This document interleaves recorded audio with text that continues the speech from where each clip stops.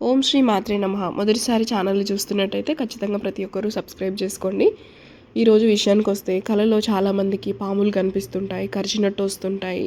పెద్ద పాములు, చిన్న పాములు, రాజు పాములు, కొండ చిలువలు ఇలా రకరకాలుగా వస్తాయి.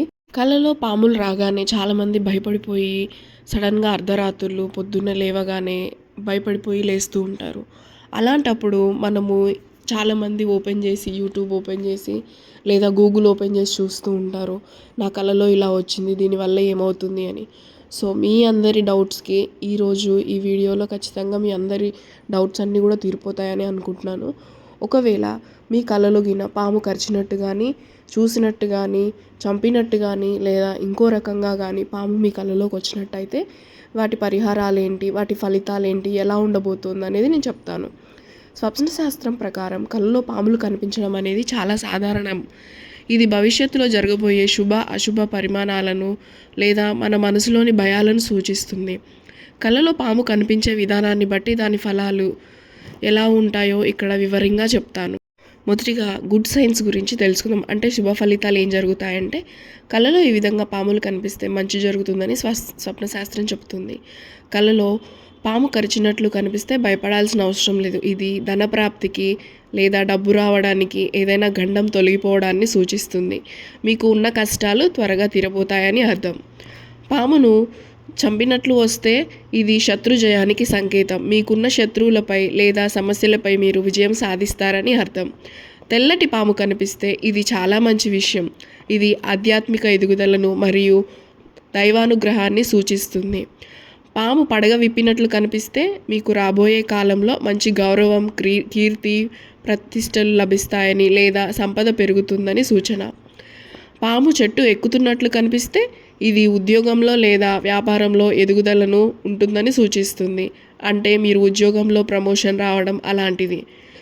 కొన్ని సందర్భాలలో పాముల కలలు హెచ్చరికలుగా వస్తాయి. అంటే బ్యాడ్ సైన్స్ గురించి, వార్నింగ్స్ గురించి.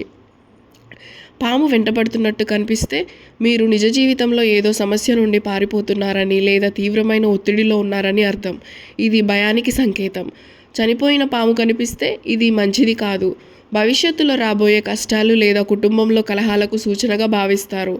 పాము మెడలో పడినట్లు కనిపిస్తే అనారోగ్య సమస్యలు రావచ్చు లేదా మీరు చేసిన తప్పుల వల్ల నిందలు పడాల్సి వస్తుందని హెచ్చరిక. పాము మిమ్మల్ని మింగేస్తున్నట్లు కనిపిస్తే మీరు ఆధ్యాత్మిక పరమైన ఆటంకాలు ఉన్నాయని లేదా జీవితంలో ఏదో పెద్ద మార్పుల వల్ల మీరు ఇబ్బంది పడుతున్నారని అర్థం. పాము కరిచిన చోట రక్తం రావడం, ఇది కొన్నిసార్లు అశుభంగా భావిస్తారు. కుటుంబంలో ఎవరికైనా అనారోగ్యం కలవచ్చని సూచన. వీటికి పరిహారాలు ఏమేమి ఉన్నాయంటే, ఒకవేళ మీకు పాము గురించి భయపడినట్టే కలలు వస్తే మనశ్శాంతి కోసం ఈ చిన్న పరిహారాలు చేసుకోండి. 1. సుబ్రహ్మణ్య స్వామి ఆరాధన. మంగళవారం నాడు సుబ్రహ్మణ్య స్వామి ఆలయానికి వెళ్ళి దర్శనం చేసుకోండి లేదా ఇంట్లో దీపం పెట్టుకోండి, గుడికి వెళ్ళలేని వారు. 2. శివుని అర్చన. పాములు అంటేనే మనకు శివుడు గుర్తొస్తారు కాబట్టి ఖచ్చితంగా శివ అర్చన చేసుకోండి. సోమవారం శివుడికి పాలాభిషేకం చేయడం వల్ల దోషాలు తొలగిపోతాయి. 3. దానం.